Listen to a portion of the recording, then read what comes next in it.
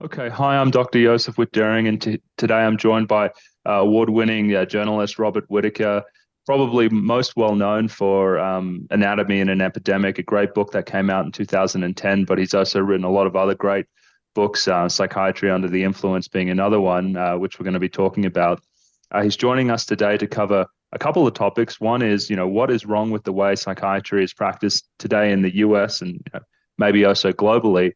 And then what I think is actually more interesting and something that I think about a lot is why there are so many problems and why they haven't been fixed. So I hope you enjoy this. So I'm going to turn it over to you, Bob, and just say welcome and ask you describe what the problems are with the way psychiatry is practiced in the US today. Sure. Well, Yeah. thanks first of all for having me. It's a pleasure to be here. In a big picture way, I think you can state it quite simply. And that is ever since DSM-3 was published in 1980, excuse me, when DSM-3 was published in 1980, the American Psychiatric Association says it adopted a medical model. It really was a disease model. Mm-hmm. And one of the ideas was that these hypotheses actually was that these were discrete illnesses. And of course, one of the hypotheses was they were caused by chemical imbalances in the brain. And then pretty soon, we and prescribers began hearing about that we had drugs that fix those chemical imbalances, which is a narrative of great progress. And so we, we as a society, first the United States, but then this model was exported, organized ourselves around that narrative, which was a narrative of great progress. I mean, think about how complex the human brain is. Mm-hmm. And so we were being told that researchers had identified the molecule that causes madness, the molecule that causes depression. And if that were true, I'd say that's one of the greatest medical discoveries of all time, given the complexity of the human brain. But it wasn't true. In other words, it was a hypothesis. DSM-3 was basically created to say, we're going to hypothesize these are diseases of the brain, and then we'll find evidence for it to be so. But the hypothesis wasn't promoted to the public. And pretty soon, psychiatry itself convinced itself of this great progress it was making. If you look at the annual statements present by the presidents of the APA, it's all, wow, we're making these great understandings of how the human brain works. But that's the problem, ultimately, is that we organized our thinking around a narrative that told of great progress, of discovering the causes of diseases and effective treatments for those diseases. And if you look in the science, that wasn't the story in the science. Mm-hmm. The chemical balance story was falling apart. As far as the drugs, they didn't fix any known pathology. The benefits were, exaggerated. The risks were minimized. And then, there was this confluence or this capture of American psychiatry and academic psychiatry for a period by the pharmaceutical companies. So we had both of those groups telling this story. We had the money for the pharmaceutical companies and their advertisements telling it, but we had the APA running educational campaigns as well, oftentimes in concert with the NIMH.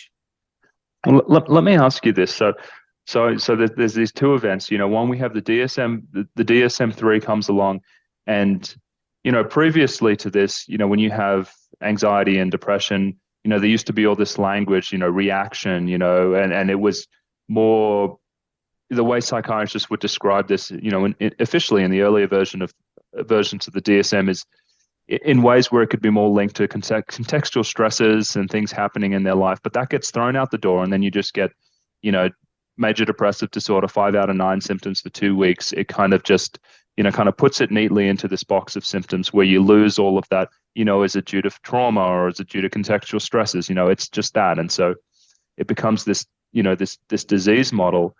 And then there's this other part of it, this, like you say, the story of progress when, the antidepressants and the antipsychotics come onto the market and, there seems to be some therapeutic effect. So let's now say that anything that fits in this major depressive disorder box, is this illness and we have this pill for it. And I want to ask you, so I totally agree that those are the ideas. How do you see them? How did you see that trickling down into the clinics and the family practice settings and the places where people were receiving care? What do you think changed there at that level? Well, I think this is really important. Also, going back to DSM-1 and DSM-2, what a huge shift it was. Because with those descriptions of reactions, you're talking about human beings that are responsive to their environment. Environment matters, right? Mm-hmm. And also that there are many different pathways to feeling depressed or anxious, and also, for example, that anxiety was quite normal, depression happens, that sort of thing. So there was a conception there of human beings being responsive to their environment, and that if you could change environments, these things could be episodic and all that. And that is so much more in sync with like what we know from in any sort of historical sense of conceptions, and also what you see in novels, plays, religious tracts, etc. We lose all that holistic, that complex, sophisticated sort of sense. And now all of a sudden we say, oh, it's just inside the brain of the individual. It's a molecular problem. Well, that's actually a reconception of who humans are and how they move throughout the world. And it's such an impoverished philosophical perception or conception of human beings. It's ahistorical and impoverished. Now, you asked, how does that filter down? The problem is that impoverished idea, conception, filtered into the clinics. And it also shut off communication. As you know, you're a doctor. One of the most important things of having a good outcome is an effective relationship with your doctor, a doctor who will listen to the patients. The doctor should be listening, but I can tell you how often I heard people say their psychiatrist would no longer listen. They just said, you have this problem, take the pill. If you're experiencing problems, it's the disease, not the pill.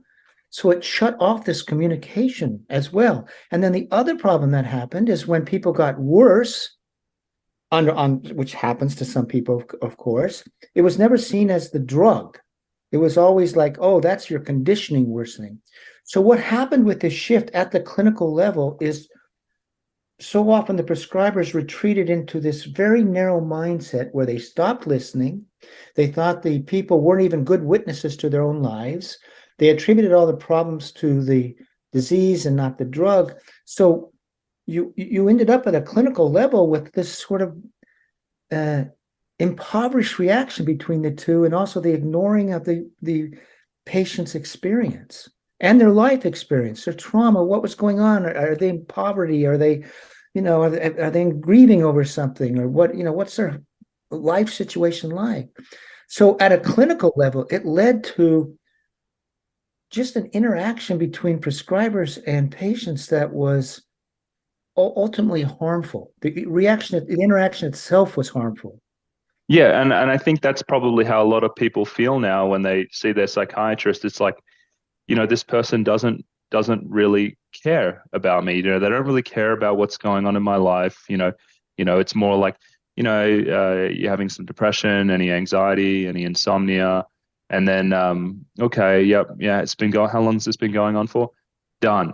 And that's kind of the level of understanding they're going for. And we could talk about, there's other things. There's things such as the rise of, I guess, managed care insurance, and the fact that there's pressures to see people in 15-minute visits now, where it's I mean, that model almost serves that kind of visit, because you end up having a production line kind of psychiatry where you just, okay, you've got this condition, and now we've got a treatment for it.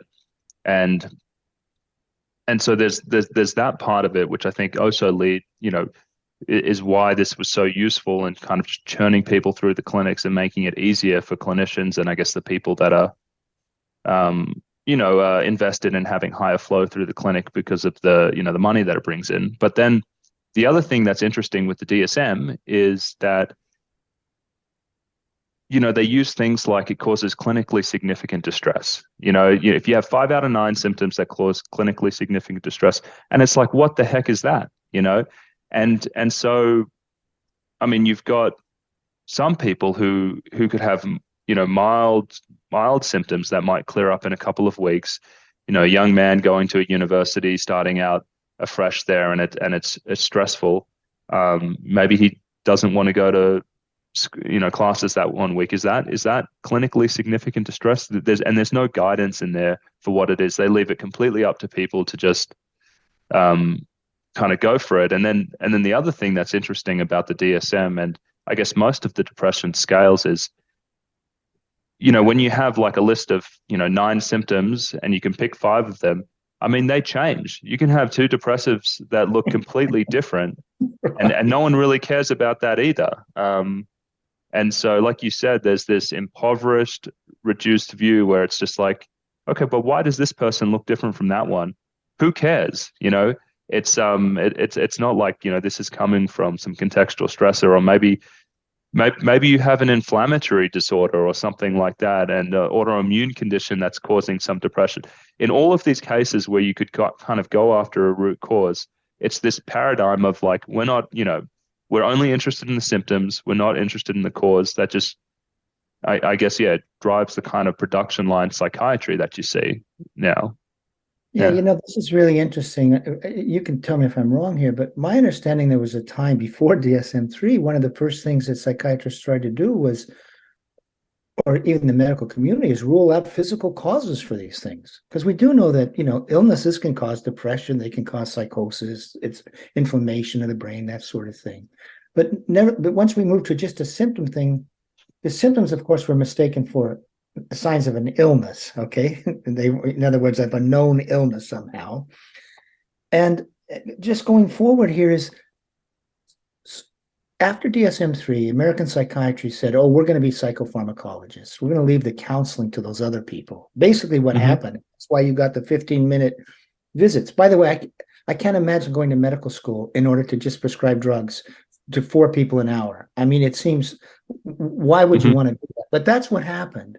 And then what I think happened within psychiatry is they had allegiance to the story, to the narrative, because in some house it made them feel like, as we know, doctors treating real illnesses, and it did give them more prestige in society, and the newspapers would always be talking, they were sort of telling the story as well.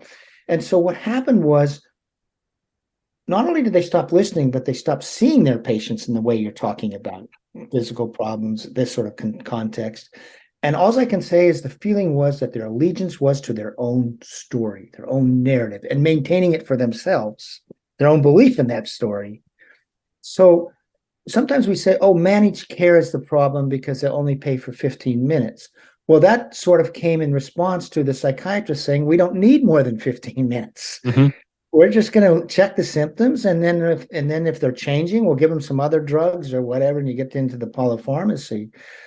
So in my opinion, everything went awry in 1980 when American psychiatry decided to reconceive itself as basically a treater of illnesses of the brain without any scientific discovery behind that reconception. And then you have all these problems you're talking about: lack of context, not listening, ahistorical. And the irony for me is, if you really wanted to be a medical doctor, if that's the way you wanted to present yourself, then the first thing you should be is really good at identifying physical illnesses that may be causing these secondary symptoms, right? And we know all this is true. We'll go back to end-stage syphilis. Parkinson's disease can cause psychotic symptoms. Inflammation of the brain can cause it. Toxins can cause it. There's all sorts of biological pathways to these different, poor diets, no exercise, etc. But all that gets lost with this impoverished, non-scientific. It really was as the American Psychological Association said when DSM-3 was published, this is more of a marketing document than a scientific document. Talking about DSM-3, and that has had such profound consequences for our society, because as it was promoted to the public started seeing themselves this way. Oh, I'm not having a bad time because of this. I have depression, or I have bipolar illness, or I have ADHD. And it's not that the schools stink and they're boring and you're given to any of that stuff. This is inside me. So it changed how we think about ourselves, changed how we raised our kids, changed how parents think about their kids. So and I mean, it's interesting that you say it's marketing, because from my experience in drug companies, the DSM and that whole conceptualization of mental illness is the greatest thing ever when it comes to marketing it, because I mean, drug companies, they don't just market the drug.